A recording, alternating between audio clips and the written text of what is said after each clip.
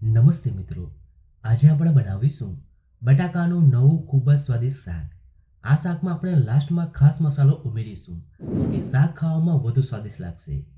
બટાકાનું ટેસ્ટી એવું શાક બનાવવા માટે એક પેનમાં ઉમેરીશું 3 ટેબલસ્પૂન તેલ.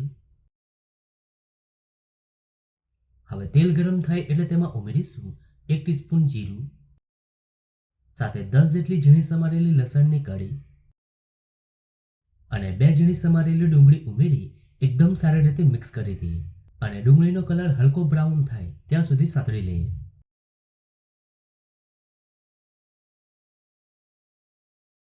હવે તેમાં ઉમેરીશું 1.5 ટીસ્પૂન લીલા મરચાં આદુ લસણની પેસ્ટ,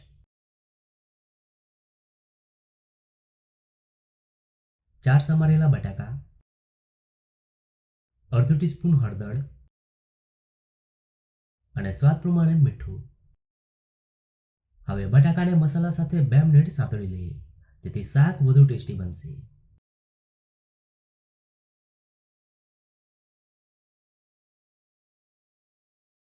અને હવે બટાકાને કવર કરી 5 મિનિટ સ્લો ફ્લેમ પર કૂક કરી લઈએ. તો બટાકાને કૂક થતા 5 મિનિટ થઈ ગઈ છે. હવે તેમાં ઉમેરીશું 2 મીડિયમ સમારેલા ટામેટા,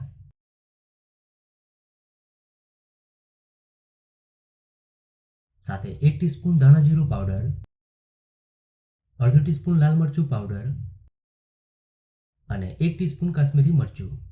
હવે મસાલાને એકદમ સારી રીતે મિક્સ કરી દઈએ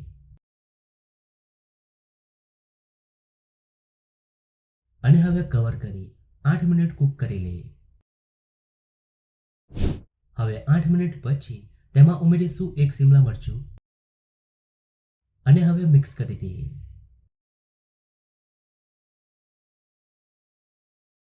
હવે તેમાં ઉમેરીશું ખાસ મસાલો 2 ટીસ્પૂન અધકચરું વાટેલું ધાણા જીરું, સાથે અડધો ટીસ્પૂન ગરમ મસાલો અને હવે મિક્સ કરી 2 મિનિટ કૂક કરી લઈએ. તો અહીંયા મેં આખો ધાણો અને જીરુંને તવા ઉપર હલકું શેકી અધકચરું વાટી લીધું છે. આ રીતે શાકમાં ઉમેરવાથી શાક ખાવામાં ખૂબ જ સ્વાદિષ્ટ લાગશે. હવે લાસ્ટમાં કોથમીર ઉમેરી શાકને સર્વ કરી લઈએ. તો ખૂબ જ સ્વાદિષ્ટ બટાકાનું શાક બનીને તૈયાર છે. આ રીતે બનાવેલું શાક ખાવામાં ખૂબ જ સ્વાદિષ્ટ લાગે છે. તો તમને આ બટાકાના શાકની રેસીપી કેવી લાગી? જો રેસીપી ગમી હોય તો વિડીયોને લાઈક અને શેર કરજો.